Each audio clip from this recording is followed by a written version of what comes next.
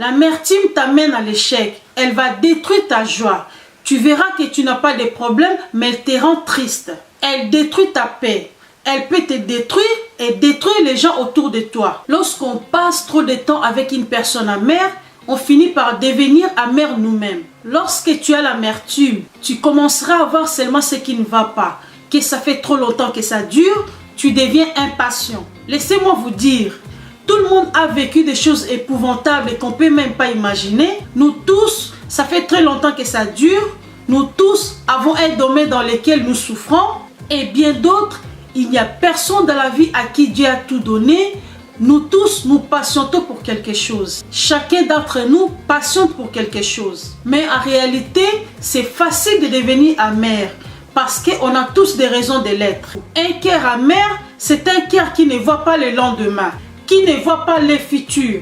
C'est un cœur qui n'a pas d'expérience. Si vous êtes neutralisé par l'amertume, elle va vous stopper. Elle bloque tout. Elle empoisonne ta vie. Un cœur amer vit au jour le jour. Pas de projet. C'est comme un fardeau. Elle vous fatigue et prend toute votre énergie. Elle se remarque dans ton langage, dans tes écrits, sur le visage. Ça se ressent dans vos paroles. Elle va faire de toi un méchant. Les gens vont te fuir et tu deviens quelqu'un de très méchant. Bonjour tout le monde, c'est Francine, j'espère que vous allez bien. Alors aujourd'hui, nous allons aborder le sujet « Comment éviter l'amertume ».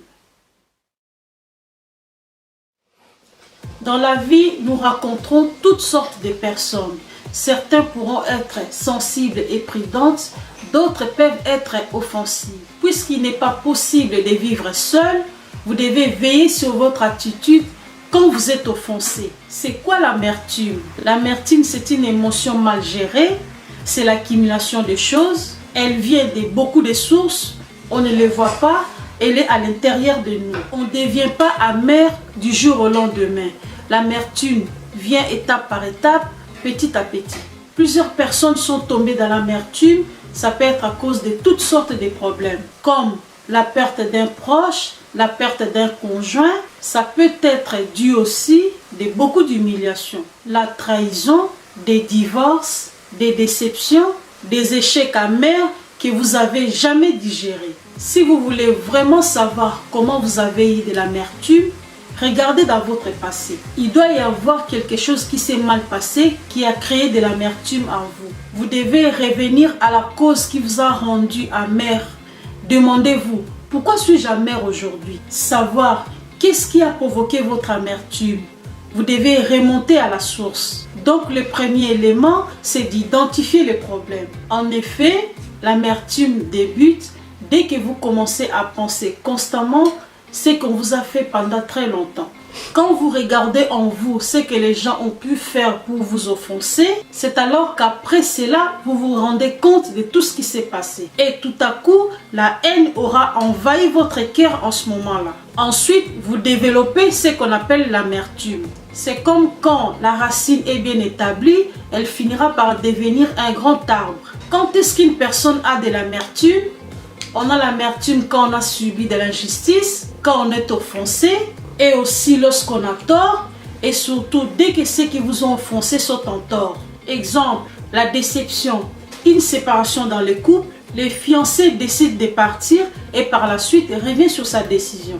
La trahison, par exemple, si vous et plusieurs de vos amis ont été témoins d'un incident et que lorsqu'il s'agit d'approuver votre témoignage, ils ne le font pas, faisant comme s'ils ne connaissaient pas l'histoire. Cela fait qu'on peut devenir amer. Ou lorsque des personnes de confiance savent bien que vous êtes innocent et quand vous vous attendez à ce qu'ils prennent votre parti, ces personnes-là ne prennent pas de position et deviennent neutres. Ce type de choses peuvent facilement vous décourager et vous rendre très amer. Il n'y a pas d'excuse pour avoir l'amertume, qu'elle soit légère ou intense. Vous devez savoir que quand elle déborde, elle devient une haine totale. L'amertume et la haine n'est pas différente. Les deux cherchent à se venger à tout prix. Elle fait tout pour rendre aux autres la monnaie de leurs pièces. Souvent, ceux qui vous ont offensé ne sont pas conscients de l'amertume ou de la haine que vous avez envers eux. Par conséquent, vous vous ferez mal pour rien parce que l'amertume est comme un poison dans votre cœur. Lorsque vous permettez à la haine de rester dans votre cœur, vous serez émotionnellement troublé et ça, peu importe votre gentillesse. Lorsque vous avez trop d'amertume, vous allez perdre toute concentration. Vous découvrirez aussi que vous êtes perturbé, que vous ne pouvez pas agir correctement, que vous pouvez aller jusqu'à vous suicider si vous ne vous maîtrisez pas. L'amertume t'amène à l'échec. Elle va détruire ta joie. Tu verras que tu n'as pas de problème, mais elle te rend triste. Elle détruit ta paix. Elle peut te détruire et détruire les gens autour de toi. Lorsqu'on passe trop de temps avec une personne amère, on finit par devenir amer nous-mêmes. Lorsque tu as l'amertume, tu commenceras à voir seulement ce qui ne va pas. Que ça fait trop longtemps que ça dure, tu deviens impatient. Laissez-moi vous dire, tout le monde a vécu des choses épouvantables et qu'on ne peut même pas imaginer. Nous tous, ça fait très longtemps que ça dure. Nous tous avons un domaine dans lequel nous souffrons. Et bien d'autres, il n'y a personne dans la vie à qui Dieu a tout donné. Nous tous, nous patientons pour quelque chose. Chacun d'entre nous patiente pour quelque chose. Mais en réalité, c'est facile de devenir amer. Parce qu'on a tous des raisons de l'être.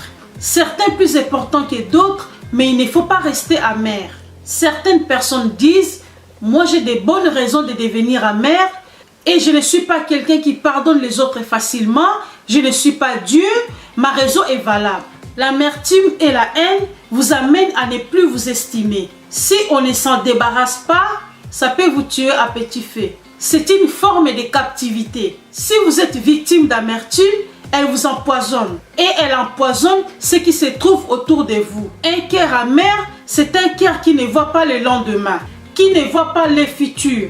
C'est un cœur qui n'a pas d'expérience. Si vous êtes neutralisé par l'amertume, elle va vous stopper. Elle bloque tout. Elle empoisonne ta vie. Un cœur amer vit au jour le jour. Pas de projet. C'est comme un fardeau. Elle vous fatigue et prend toute votre énergie. Elle se remarque dans ton langage, dans tes écrits, sur le visage. Ça se ressent dans vos paroles. Elle va faire de toi un méchant. Les gens vont te fuir et tu deviens quelqu'un de très méchant. Certes, les gens vont vous offenser ou essayeront de vous mettre mal à l'aise. Si vous ne faites pas attention, vous aurez comme conséquence l'isolement. Vous n'aurez plus de contact, vous vous ennuierez, vous n'aurez rien à faire. Et ça va créer en vous une frustration. Vous vous sentirez frustré. Vous n'irez pas bien. Vous serez triste. Ce sont des choses à combattre. Peu importe ce que l'on a vécu, c'est de votre responsabilité de repousser l'amertume loin de vous et de les transformer en douceur. Le fait de garder cette amertume en vous, vous tue davantage. Arrêtez de vous victimiser et de vous rajouter des souffrances. Vous devez pardonner. Vous devez apprendre à pardonner. Vous devez savoir tourner la page, avancer, passer à autre chose. Vous savez que si Dieu décidait de libérer sa colère sur vous, vous ne vivrez même pas la fin du jour suivant. Donc vous devez aussi apprendre à pardonner comme vous êtes pardonné par Dieu. Alors pour mieux vivre dans la vie, se réjouir et avoir la paix, vous devez éviter l'amertume. Et pour arriver à cela, vous devez comprendre et prendre un exemple que Dieu ne garde pas la rancune quand nous péchons. Pour que votre cœur soit en bon état, le premier élément pour vous en sortir est de commencer à pardonner. Car ainsi, vous serez calme, le pardon rend votre cœur libre. Par contre, l'amertume vous emprisonne.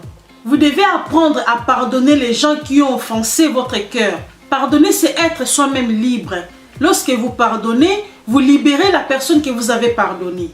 Et lorsque vous choisissez de pardonner à ceux qui vous ont fait du mal, vous supprimez le pouvoir qu'ils ont sur vous. Remplacez l'amertume par le pardon. Évacuez l'amertume dans votre vie. Vous devez savoir que deux personnes ne peuvent pas se haïr si elles aiment Dieu. L'amertume et la haine tuent. Ne laissez pas l'amertume s'installer dans votre cœur. Changez d'attitude, mettez de l'amour dans votre vie. La vérité est que dès que l'amertume vient dans votre cœur ou l'envie de se venger, il faut l'évacuer. Il faut mettre de l'amour dans votre vie. Une personne amère vit dans la sécheresse. Elle aime se détacher des autres. Elle n'aime pas les groupes de gens qui vivent dans la joie. Aujourd'hui, beaucoup de gens sont prisonniers dans l'amertume.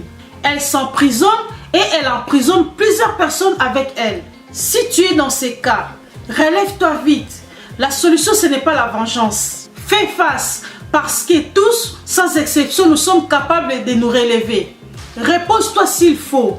Prends du repos. Si tu as besoin de faire une pause, fais-le.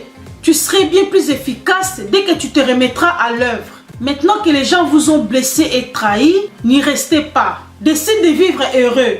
Il faut que tu t'imposes de rire. Il faut que tu sois libre. Voilà, c'est la fin de la vidéo. N'hésitez pas de vous abonner, de liker et de me laisser un petit commentaire. C'était le conseil d'une grande dame. Ciao!